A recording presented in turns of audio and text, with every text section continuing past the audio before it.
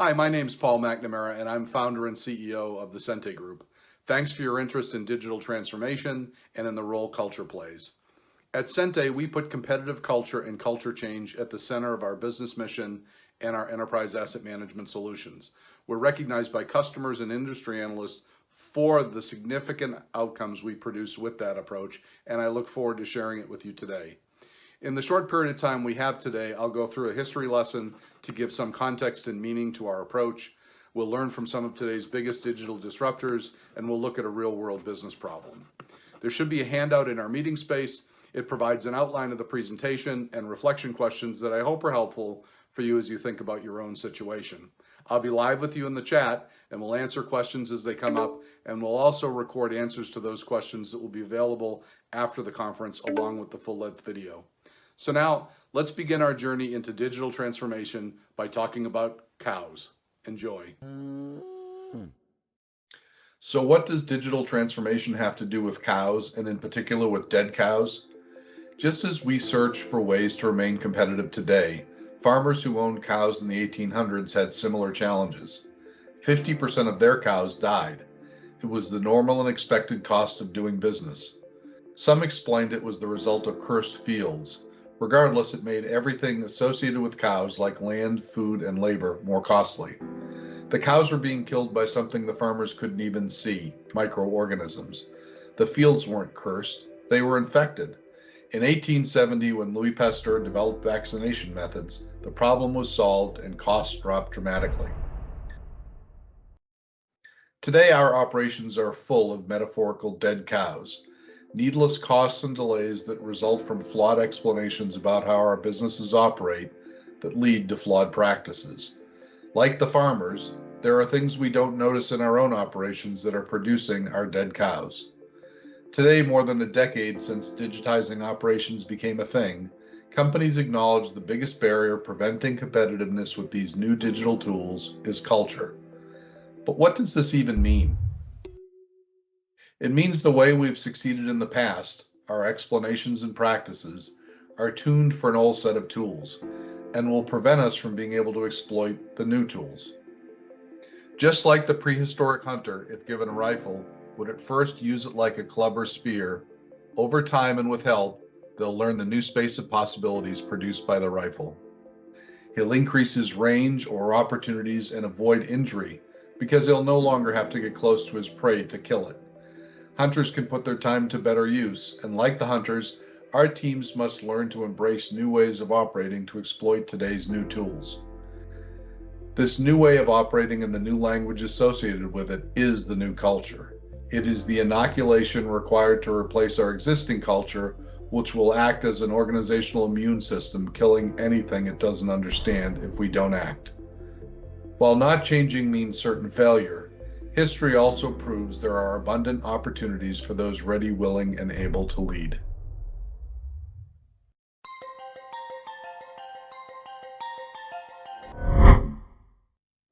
Leadership is a necessary and critical skill, especially important when new tools are introduced that, once exploited, produce dramatic changes to the competitive landscapes, producing big winners and big losers, and affecting industries, companies, communities, workers, and their families.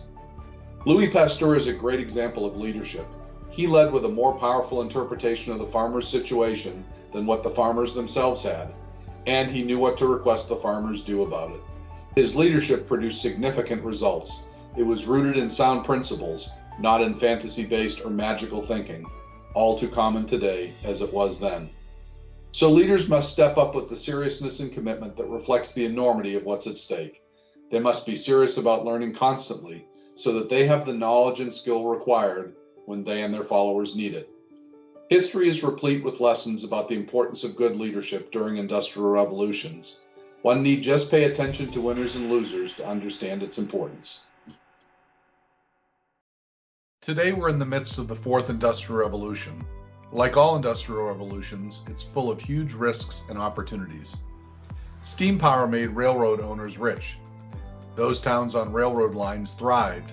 Others became ghost towns. Electricity made everyday life easier. Electrical motors replaced steam power in manufacturing plants. Thomas Edison became rich along with all those who exploited his inventions. One of them, Henry Ford, used electricity and assembly lines to make automobiles more affordable. Craft shops were driven out of business. The affordable automobile killed the horse and buggy industry, and our increased mobility made access to large retail chains and shopping malls possible. Mom and pop shops died away. While this was happening, computers automated industrial processes, making manufacturing more efficient and eliminating jobs with simple rote tasks. Today, computers and the internet enable online shopping, devastating shopping malls and brick and mortar retail. With COVID, we've just begun to see a reorganization of the workplace that will continue to accelerate. Change just keeps marching on. These pictures of New York's Fifth Avenue demonstrate the massive changes that took place over 13 years during a time we would consider slow by today's standards. In the photograph on the left, there's only one automobile. In the photograph on the right, only one horse and buggy.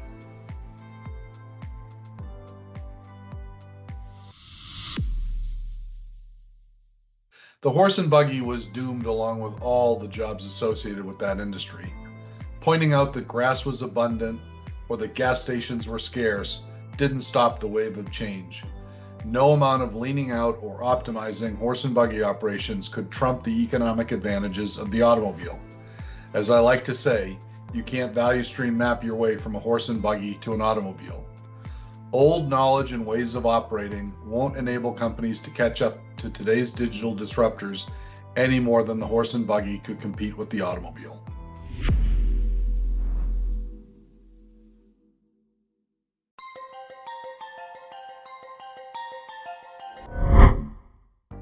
Gartner defines a digital disruptor as a company that uses today's multi-purpose and connected digital tools to shift fundamental expectations and behaviors.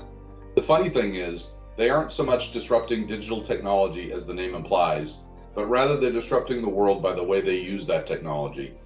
Today's digital disruptors use new practices that can't yet be written about or taught authoritatively by the universities. By the time the universities give us the answer, it'll be too late for many competitors. In the meantime, we learn as much as we can from those who've had success producing breakthrough results. The proof that we are learning will be in the results we produce. Many of these disruptive companies and their founders are well known, but there are hundreds of companies working on new offers and practices that could become the next Apple, Amazon, or Google in your space with devastating competitive consequences. So we all must get busy learning and transforming our cultures so that our companies and our employees can succeed and thrive in the fourth industrial revolution. There are some lessons to be learned from some of the biggest disruptors. When Steve Jobs introduced the iPhone in 2007, it accelerated the "I want it now" culture. It was an expertly crafted hardware and services offer. The expectation today is that we have access to and can provide data from anywhere instantaneously and easily. While very helpful to smartphone customers, it has been devastating for other industries. While annual smartphone sales recently eclipsed 1.4 billion units, digital camera and CD sales have plummeted 87% and 97% respectively from their peaks. Meanwhile, Apple's the most valuable company on the planet. Elon Musk is disrupting the automotive and space industries with his first principles thinking. He reduces all problems to the fundamentals and reasons a design up from there. He's creating a culture at his companies of first principle thinking. It has produced an electric car that will go from 0 to 60 miles per hour in less than 2 seconds with off-the-charts safety, from a car virtually impossible to flip. In space, he's designed the first rockets to be able to be quickly reused, significantly reducing launch costs and schedules. Then Jeff Bezos, his crowning achievement is Amazon. Amazon has completely transformed retail by making a super large selection of retail products available to anyone with a computer or smartphone, quickly and at low cost. Our new expectation is that we can shop without leaving our homes. One of Jeff's practices inside Amazon is the use of structured narratives that enable employees to think problems through in high-resolution detail. Bezos is the richest person on the planet. A bit later, we'll show how we've been using some of these same principles to produce culture change and breakthrough results in our asset management solutions. Before going there, though, it's important to understand our cultural starting point. Today's prevailing business culture runs deep and has its roots in the structures and practices of previous industrial revolutions.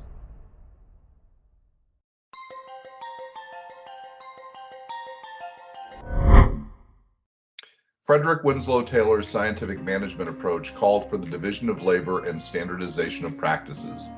Departments were set up around the expert use of single-purpose tools. People developed identities based on their use, like machinists or typists. Work was sequenced between departments as specified by management. Deviating from these methods was not allowed. It was considered a flaw. Each department focused internally. This structure produced a culture where people were kept busy doing tasks, one after the other. They weren't required to think, just follow directions. Nobody was at all concerned about what went on in other departments. They focused their attention internally and developed a bit of a disregard for outsiders who didn't get it anyway. General Motors fast became the most powerful company in the most powerful industry in the world employing these methods. By the 1970s, they were the largest automotive company in the world. But by the 1980s, Japan began threatening their dominance with Lean and Six Sigma. And today, Toyota is the largest automotive company in the world, and GM a distant sixth. These bureaucracies and the various incremental improvement methodologies used to optimize them make up the culture today. But they no longer provide the competitive advantages they once did. Steve Jobs, Elon Musk, and Jeff Bezos didn't value stream map their companies into existence.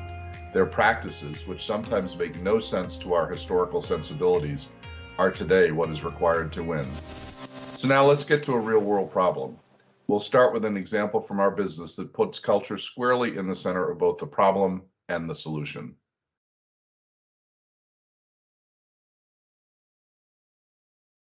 Okay, so this is a brief conversation with Eric Stiller, who is an executive customer of mine for over 15 years. We worked together. And I've asked him to share from his experience working with me and my team in a way that will be helpful for today's audience. So we'll start the talk by talking about, what were his challenges and what were the company challenges as they began to engage with us. And then later we'll come back and talk about, well, what actually happened. So thanks for joining us, Eric. You're welcome. Great to be here. And so what were the challenges? Well, we had a number of things going on. One, we had, as always, cost concerns in the business, but most importantly, we were growing. We could see a backlog of projects that were coming, and a lot of capital was going to be needed to get those projects done. And with the run rate that we had behind us, the historical amount of capital we were spending, it was like, how are we going to do this? We can't keep spending at those rates and still afford to fund the growth that's coming. So with that, the culture of, capital requisitions and to get this stuff done was sort of a mess. I mean, I imagine people you work with now are in the same boat. I mean, you'll requisition capital and you fight and you battle. It's narrative warfare, and you send it up the hill and to the director, and then to the VP, and then the super VPs, right? And everybody's battling for it and telling their story. And boy, I'll tell you something. You win one of those, and oh wow, we won. Well, I'm not sure if we need it anymore, but no, you're not going to say no now. You're taking that thing, right? You're taking that piece of capital because it was hard fought. And so that was happening. And while all that battle was going on, and lack of clarity about what was going to be needed when by the labs, or what would actually happen, what would actually get funded, these poor guys down in the lab, they're the ones that deal with all that. So they're out there fighting for survival to get their tests done, and to, we could all, elephants could dance, but those guys have to answer to their project manager why the heck their schedule's late, why they can't start, why they're missing an oscilloscope or a signal generator or whatever it might be. And so they took matters into their own hands, to hit those schedules. Did they have burdens on them? Were you aware of all the burdens? Well, first of all, they're test guys, so they get the real work that they do is planning for the test. How is it from, getting the requirements from the systems engineer, how's that going to flow down and actually be tested and validated? That's really what they needed to be working on these big projects. But instead, they're running around trying to find test equipment to produce to set up the STI for the test that's coming. And it wasn't really a production environment. It was an engineering environment. So there was little labs all over the place. And so little fiefdoms, you could say, that were holding on to things. And they didn't trust. There was a crib, there was an equipment crib that you could go to. People talked about utilization being high. I guess we all thought it was high. We really didn't know. People say, oh, well, you ask the people in charge of the crib, they say, oh, 90%. Yeah, you got to buy capital for 90%. We go, well, I guess that makes sense. Everybody's busy. They're all running around. They're moving a lot, but we didn't know really. But that's what busy, not enough capital. That was what they were running around doing. So Eric, with the acquisition process and the capital process such a mess, what were the plans with that? Well, it was the cycle time was perceived as the issue. Oh, it takes too long. Now, part of that is, I think some of the VPs would say, I'll make them ask me 3 times. They asked me once, they must not need it. They asked me twice. Oh, they might actually need it. And by the 3rd time, oh, okay, we'll get serious. But it was taking too long. So, the obvious thing we would say is, oh, let's get a lean. Let's do a value stream map. Let's do a lean event, a Kaizen event. Let's get the cycle time down. And and get the quote waste out of the process. Not a bad idea. I mean, there's virtues in taking waste out. Problem was the root cause of it wasn't so much it was the time. It was we didn't really know what we had, and we didn't really know what we were going to need, and we weren't planning out into the future. The cycle time was driving other problems, and we're being driven by other problems. But yeah, we were going to, and we did do some a number of value stream maps to improve that, and it really didn't change the outcomes. Cool. All right. Well, thanks, Eric. We'll come back to Eric in a little bit to talk about the outcomes after we finished our work together, and we'll talk to you then, Eric. Very good. Thank you. First, some additional background. Large hierarchical organizations like the one we've been talking about include multiple functions, and within functions, there were multiple different departments. Important work was accomplished by project teams comprised of members from each functional area coordinating with each other. Finance made sure each function and department budget was managed rigorously to keep costs in their department down and efficiencies high. Everyone in the department was committed to getting their job done on time and budget. Driven by aggressive and constantly changing schedules, these complex environments can get chaotic as shifting equipment availability issues cause delays. So in our real-world situation, why exactly were there issues with cost and funding when it seemed so much energy and attention was put into managing these processes? Just as cows were dying from an invisible adversary, schedules and budgets are impacted by an invisible adversary caused by an infection of a different sort. In our example, people were directed to share equipment to reduce costs. They learned the hard way that when they needed the equipment back, they couldn't get it. It was either still being used or was lost or broken. Lack of availability caused delays, and with pressure on schedule and after being rejected for funding 2 or 3 times to make sure they really needed it, equipment was acquired with lead times often impacting schedules. When this happens enough, people learn to distrust the process and the people in it. People won't lend equipment out because they don't want the hassle or the hit to their reputation. So the bandit is born, and a new undocumented process, midnight acquisition, becomes the norm. People hoard their own equipment and take from others when they need it. As an engineer once said to me, "Why would I beg or borrow when I can just steal?" In almost 25 years of operating, we've never run into a company that doesn't have a hoarding and midnight acquisition problem. It's the natural outcome of the speed requirements of the 4th Industrial Revolution colliding with our rigid 3rd Industrial Revolution structures and processes. Without significant changes to structures and incentives, sharing is not as easy to accomplish as most people mistakenly think. The distrust produced by hoarding, midnight acquisition, and ineffective processes and solutions grows into a contagion and begins to affect more than just equipment issues. It affects how people work together. It hinders collaboration and erects many other cultural barriers to success. Going back to our real-world problem, any trustworthy solution first needs to understand the facts about the current situation, or its starting point. Use of facts is a key ingredient to inoculate against distrust. In our example, 90% of the assets were in labs or other locations where testing was performed, and 10% were in equipment crib or storage. This is what likely led to the idea that equipment was 90% utilized. It also conveniently fit the narrative that people were busy and equipment was therefore highly utilized and they needed more of it. Database location accuracy was 55% to labs, and 10% of the assets weren't even in the right building. It was the first indication something was amiss. We measured equipment utilization at sub 15% in the labs, a far cry from 90%, and combined with location accuracy issues, it was proof of hoarding and midnight acquisition. Database inaccuracy led to a significant amount of time wasted searching for assets and writing corrective action reports on assets that were past due for calibration, time that engineers and their managers didn't have. In addition, over 75% of the company assets were obsolete, and except for assets in the crib, many of those were still in use, injecting more distrust into the situation. The crib was nicknamed the boneyard. It was where test equipment went when it was already dead.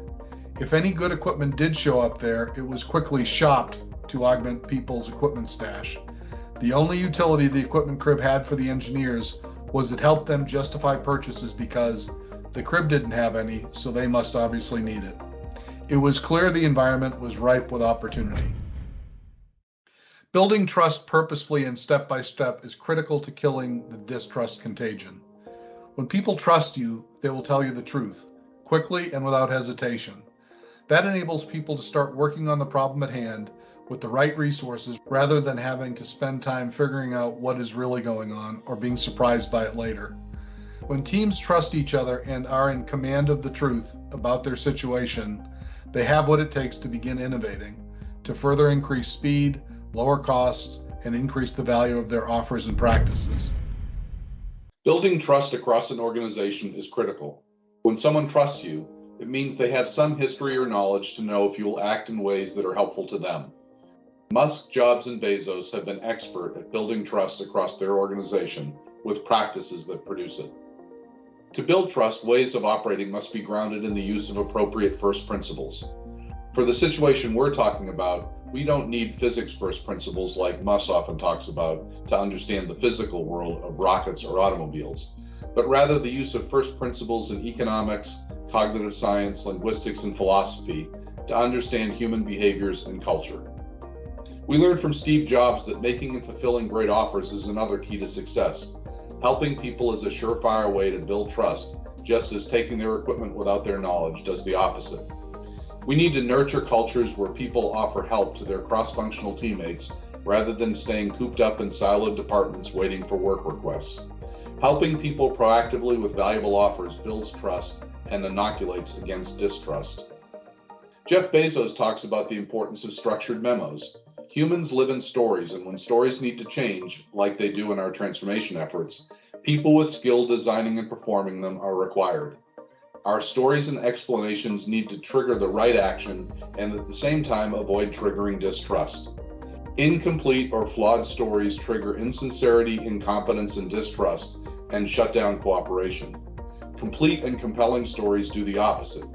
While a few people will be designing these critical narratives, everyone on your transformation team needs to be learning and speaking them. Again, back to our real-world situation. The reason engineers and technicians are distrustful is that they can't get the equipment they need when they need it to get their job done properly. This creates negative consequences to budgets and schedules and loss of trust from finance and their customers.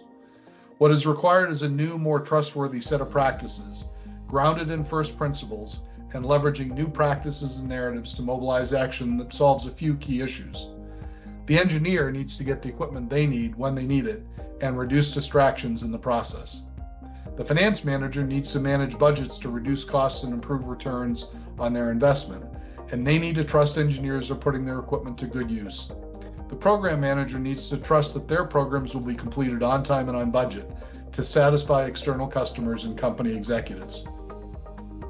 We designed the set of practices to fulfill these promises from first principles. Too many to go into here, but there were two critical principles from economics.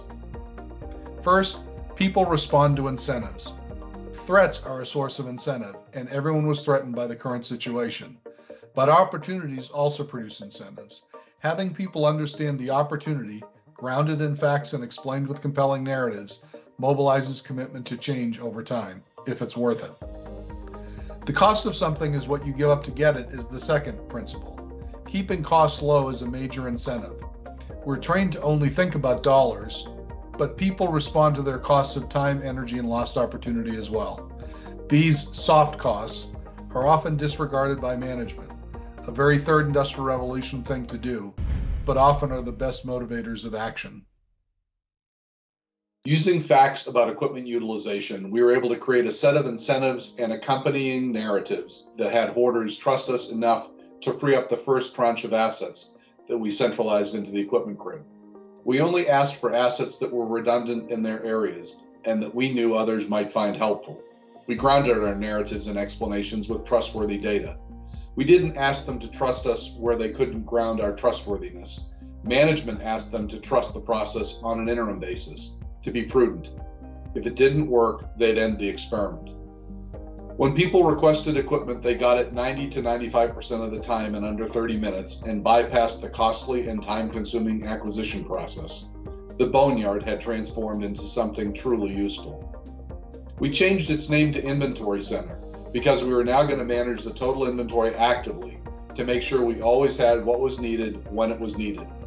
We sold off or traded in assets we no longer required and applied other savings to help fund needed improvements to the company's capabilities, dropping obsolescence risk almost 50% while ensuring we did keep necessary older equipment and spares for legacy programs. Over time and with experience, people trusted the process and each other more and more, enabling financial performance to increase over time. Engineers realized they no longer needed to waste space in their labs storing hoarded assets.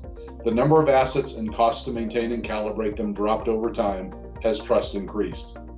Schedules improved as delays were reduced and a governance process was established with participation from executives and managers to regularly agree to and align new and higher goals with enterprise priorities, to monitor their performance and to provide help where it was needed. Communications was robust so that everybody knew what was expected of them and what they should expect in return. Larger narratives were communicated in newsletters and employees were recognized for the part they played in the program's success.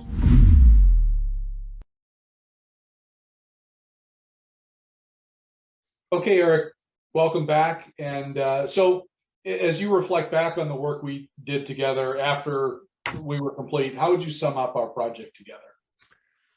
Well, first, the thing I remember, and this really came even to why we hired you guys, just culturally, some of the tools we were looking at and things we were competing with you at the time, it felt like something was going to be done to us.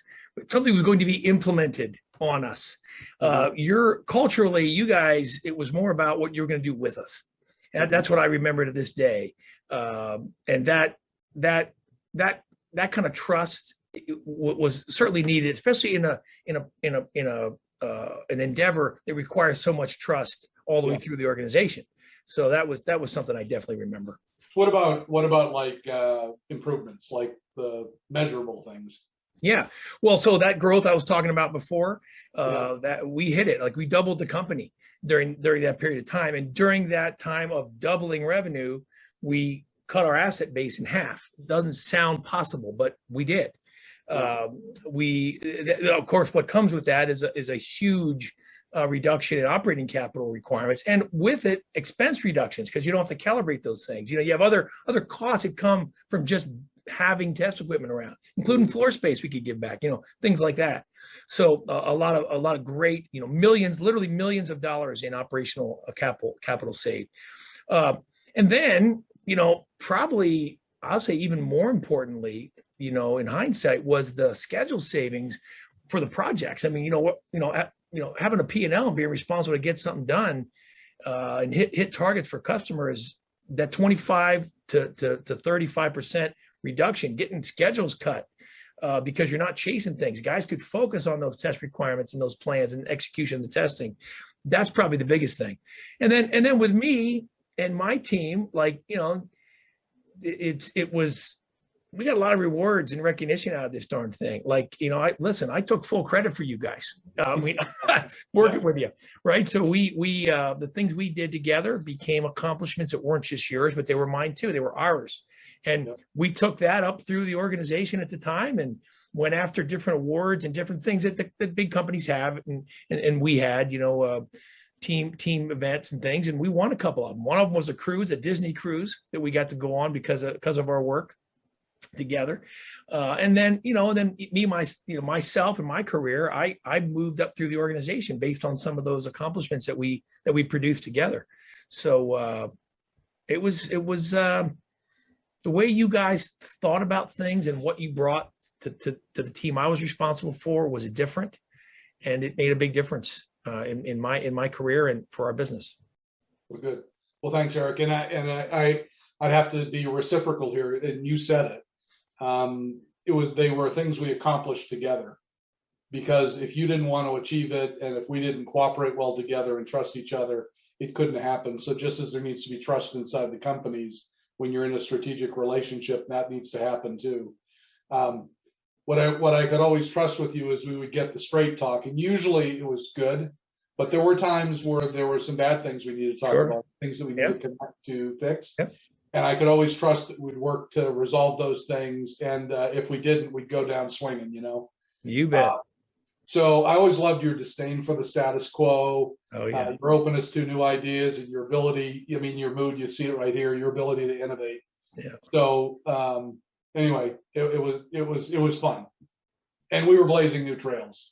Yes, we were. Back in the day. Yeah, fun stuff. So, all right. Well, Eric, on behalf for me and the audience, the people who'll be watching this, I want to thank you for contributing to their learning, and I appreciate it. You're very welcome. Good to see you. All right, thanks. Bye. The culture shift that is required to meet the new competitive demands for speed and reduced cost must be based on re-envisioning our large hierarchical organizations. Rather than rigid silos steeped in others don't get it narratives, departments purposefully build trust in the sharing and collaboration that result. Rather than working disconnected tasks, they're working purposely across departments in strategies that are grounded in first principles to reduce cost and increase speed. People don't just wait to be asked for help, they proactively look to offer it.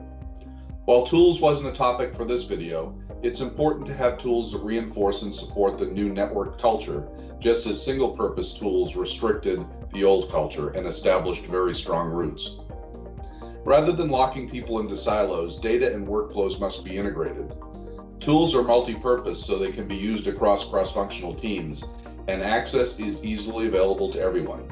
They reinforce trust by always being that one version of the truth shared by everyone. In addition to these fundamental attributes, they include those marginal utilities that make the specific outcomes you look to produce possible. Think one-click shopping with Amazon or iTunes' various capabilities that exploded Apple's growth. For our Serio enterprise asset management software, our utilization and accountability algorithms are a couple of the utilities that enable trust, collaboration, and the outcomes of speed and competitiveness we promise. Bottom line, done powerfully, together tools and culture support each other to produce new competitive results that are critical to thriving in today's fourth industrial revolution.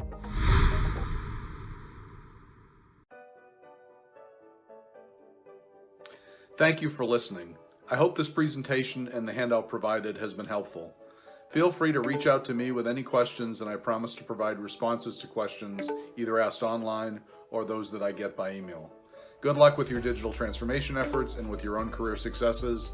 And just so you know, I plan on hanging out in our chat space at the completion of this video if anyone has additional questions. Thank you.